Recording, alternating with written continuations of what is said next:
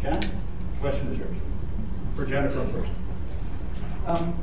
James, you just mentioned the 3 men in the room, and you guys are both running saying Albany needs new blood.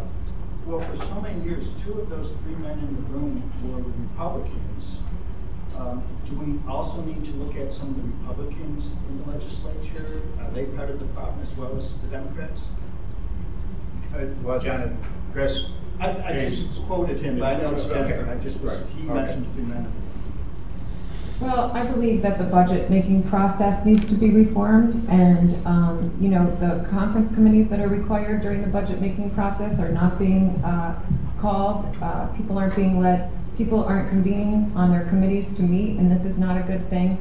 They're breaking the law. I think all the men in the room should get together with the people in the outside in the hallway, and I also think that the budget, the deadline of the budget of April 1st should be moved up, because the income taxes and the returns that come in on April 15th, it's hard for the legislatures to determine what the income and revenue is going to be.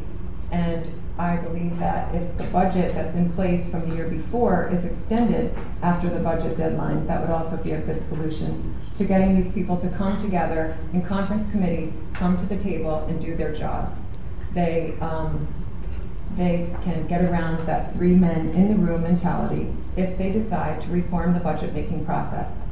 That's what I believe would be a good start to getting rid of that 3 men in the room mentality. Thank you. You're welcome. John, that was a very pointed question, and I think it hits home for me. We're in a Republican primary, and I have on my palm cards, and it's true. I'm a true conservative Republican. It means a lot to me to be a member of the Republican Party. I'm proud to be a member of the party of Abraham Lincoln and Theodore Roosevelt.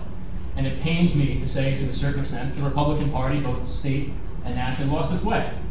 And I think one thing we learned is that when Republicans campaign and govern as Democrats, the public's going to vote for the real thing, and they're going to vote for Democrats. And I think to a certain extent, that was part of the problem. I think this year, having seen what's happened both at the state and federal level, voters are looking for, especially in this primary, I think real Republicans. People who don't campaign one way and govern another way. I will govern or serve as a member of the legislature as a true fiscal conservative who stands for those principles that I elaborated before. A constant question that I'm asked on the campaign trail when I introduce myself for the first time. The first question people ask is, are you an incumbent? My answer, of course, is always no.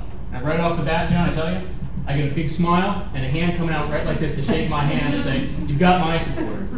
Now, we do have good candidates, certainly. I think Senator McDonald, representing us, is a very good candidate. I certainly support him in his re-election bid. I think people need to look at their candidates on a case-by-case basis. Again, how do we attack the 3 men in a room mentality, or 3 people in a room mentality, as the case may be?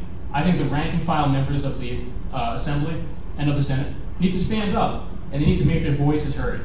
They need to display personal courage, and I intend to do just that, and stand up and say, I do not accept being put into the corner as a freshman Assembly member of the Republican Party. I intend to make my voice be heard, to represent my constituency, and I think that's exactly how you attack that problem with the